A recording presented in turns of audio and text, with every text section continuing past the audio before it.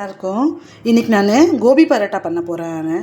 அதுக்கு என்னவெல்லாம் எடுத்திருக்கேன்னா, கோதுமை மாவு கொஞ்சம் எடுத்திருக்கேன். நான் 2 சப்பாத்தி தான் பண்ண போகிறேன், 2 பரோட்டா தான் பண்ண போகிறேன். அதுக்கேற்ற மாதிரி மாவு நான் எடுத்திருக்கேன். உங்களுக்கு எத்தனை வேணுமோ எத்தனை பரோட்டா வேணுமோ அதுக்கேற்ற மாதிரி மாவு எடுத்துக்கோங்க. அப்புறம் கொஞ்சம் கோபி எடுத்து வச்சுருக்கேன். இதை வாஷ் பண்ணி வச்சுருக்கேன். இதை துருவணும் இது. அப்புறம் கொஞ்சம் கொத்தமல்லி, அப்புறம் கொஞ்சம் மிளகாத்தூள் மட்டும் தான் எடுத்துக்க போகிறேன் இதில். அது கூட கொஞ்சம் ஆம்ச்சூர் பவுடர் எடுத்துக்க போகிறேன். இப்போ முதல்ல மாவு பிசைஞ்சிட்டு அப்புறம் இது துருவிக்கலாம். இது துருவிட்டு காட்டுறேன். மாவு பிசைஞ்சு வச்சுருக்கேன். இது காலிஃப்ளவர் துருவி வச்சுருக்கேன். நான் இந்த சீஸ் கிரேட்டரை வச்சு தான் துருவியிருக்கேன். நம்மக்கிட்ட கிரேட்டர் இருக்கும், எப்படி காய் சீவுறது, அதில் இருக்கிறதுலே சின்ன ஹோலாக பார்த்து துருவிக்கோங்க. அப்புறம் கொத்தமல்லியும் கட் பண்ணி வச்சுருக்கேன். இது 3 தான். இப்போ இந்த காலிஃப்ளவரை நான் துருவி வச்சுருந்து டைரெக்டாக ஸ்டஃப் பண்ணி பரோட்டா பண்ண போகிறதில்ல. நான் இதை லைட்டாக வதக்க போகிறேன். வாங்க அதை வதக்கிக்கலாம். கடாயில் ஒரே ஒரு ஸ்பூன் எண்ணெய் மட்டும் விட்டுருக்கேன். அதில் இந்த காலிஃப்ளவர் போட்டுக்கிறேன். இந்த காலிஃப்ளவரை வதக்காமல் கூட செய்யலாம் டைரெக்டாக வச்சு. நான் பண்ணுறது இப்படி தான், கொஞ்சம் சாஃப்டாகும் ஓரளவுக்குன்னு சொல்லிவிட்டு இது சும்மா அப்படியே கொஞ்சம் வதக்கிக்குவேன். ஒரு ஸ்பூன் எண்ணெய் விட்டு மட்டும்தான்.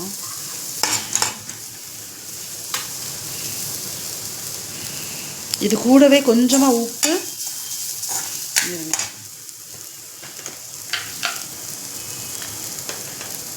கொஞ்சம் உப்பு அதுக்கேற்ற மாதிரி எந்த அளவுக்கு குவான்டிட்டி இருக்கோ அந்த அளவுக்கு மாத்திரம் போட்டுக்கலாம். அது கூட கொஞ்சம் ஆம்ச்சூர் மசாலா இது போட்டிருக்கேன். இது கூட கொஞ்சம் மிளகாத்தூள் 1/4 டீஸ்பூனு.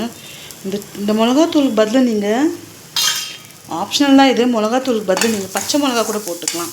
என்னென்னா அந்த பச்சை மிளகாவை என்ன தான் பொடியாக கட் பண்ணி போட்டாலும் அது சின்ன பசங்க யாராவது சாப்பிடும்போது ஒரு பச்சை மிளகா வாய்க்கு அடித்தாலும் அதுக்கப்புறம் அவங்க சாப்பிட மாட்டாங்க. அதனால நான் சும்மா ஒரு 1/4 டேபிள் ஸ்பூனு ஒரு மிளகாத்தூள் போட்டிருக்கேன். அது கூட ஆம்ச்சூர் மசாலா போட்டிருக்கேன். இவ்வளோதாங்க. வெங்காயம் வேணுன்றவங்க வெங்காயத்தை கூட ஆட் பண்ணிக்கலாம். இவங்களுக்கு பிடிக்காது வெங்காயம், அதனால நான் போடல.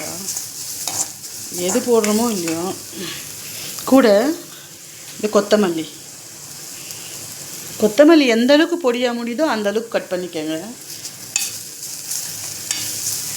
இதை ஒரு 2 நிமிஷம் வதக்கிக்கலாம். அப்போவே அது சாஃப்ட் ஆகிடும். நல்லாவே ஸ்டஃப் பண்ணுற அளவுக்கு சாஃப்ட் ஆகிடும் அது.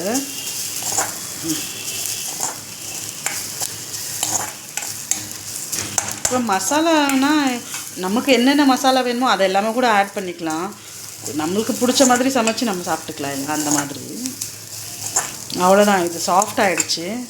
இப்போது மாவு இது கொஞ்சம் ஆறினதுக்கப்புறம் ஸ்டஃப் பண்ண ஸ்டார்ட் பண்ணிடலாம். வாங்க.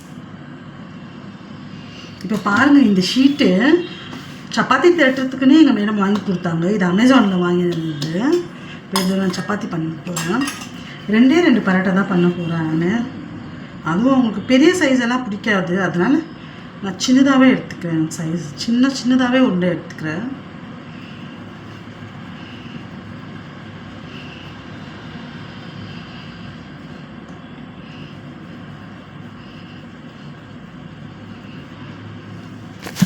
இப்போ நாங்கள் ஸ்டஃபிங்கை வச்சு எவ்வளோ மெலிசாக திரட்டி வச்சுருக்கேன் பாருங்களேன். மெலிசாக திரட்டிட்டேன் நான். இப்போ செஞ்சிடலாம். இப்போ சூடாயிடுச்சு. நாங்கள் இப்போ செஞ்சுடுவோம்.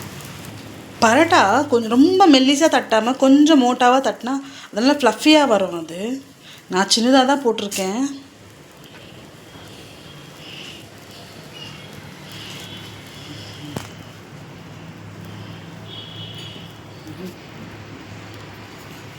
இது ஓரளவுக்கு இப்போ கொஞ்சம் திருப்பி போட்டுக்கலாம்.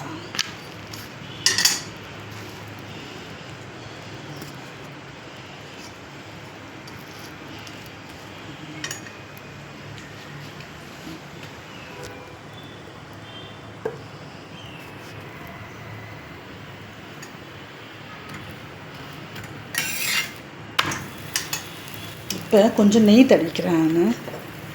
உங்களுக்கு என்ன வேணாலும் எண்ணெயும் போட்டுக்கோங்க, இல்லை நெய் வேணாலும் நெய் போட்டுக்கோங்க. நான் இங்கே நெய் தான் போடுறேன். நான்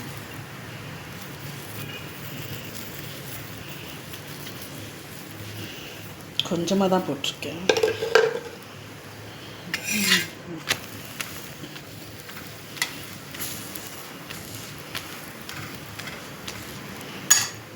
ஃப்ளஃபியாக வருது பாருங்கள். இப்போ இன்னும் கொஞ்சம் நெய் பண்ணிக்கலாம்.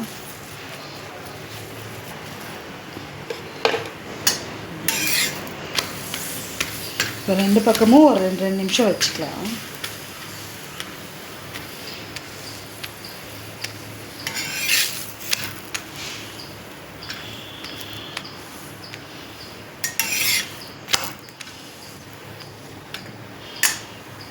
இப்போ இது வெந்துருச்சு. இது பாருங்கள், சாஃப்டாகவும் இருக்குது, ஃப்ளஃபியாகவும் இருக்குது, ரொம்ப மோட்டாவாக இல்லை, சின்னதாக தான் பண்ணியிருக்கேன். நீங்களும் ட்ரை பண்ணி பாருங்கள் இந்த மாதிரி, இந்த மெத்தடில்.